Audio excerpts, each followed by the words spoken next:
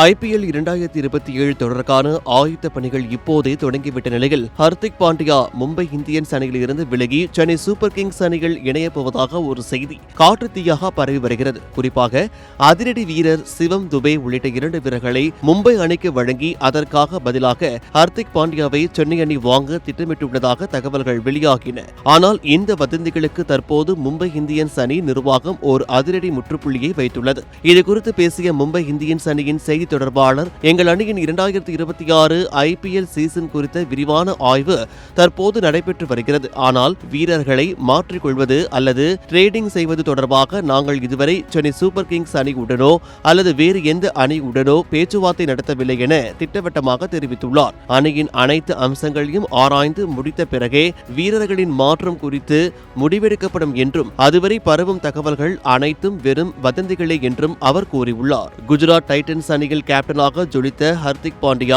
Mumbai Indians அணிக்கு திரும்பிய பிறகு அந்த மாயாஜாலத்தை தொடர முடியவில்லை. கடந்த 2 சீசன்களில் மும்பை அணியின் செயல்பாடு சொல்லிக் கொள்ளும்படி இல்லை என்பதுடன் டிரெஸ்ஸிங் ரூமில் வீரர்களுக்கு இடையே மோதல் நிலவுவதாகவும் புகார்கள் எழுந்தன. மேலும் ஹர்திக் பாண்டியா மும்பை இந்தியன்ஸ் அணியின் டேலண்ட் மேனேஜ்மெண்ட் பிரிவில் இருந்து சமீபத்தில் விலகியதும் அவர் அணியை விட்டு வெளியேறப் போகிறார் என்ற சந்தேகத்தை வலுப்படுத்தியது. இருப்பினும் அணி நிர்வாகம் தற்போது வரை அத்தகைய எந்த முடிவையும் எடுக்கவில்லை என்பதை தெளிவுபடுத்தியுள்ளது.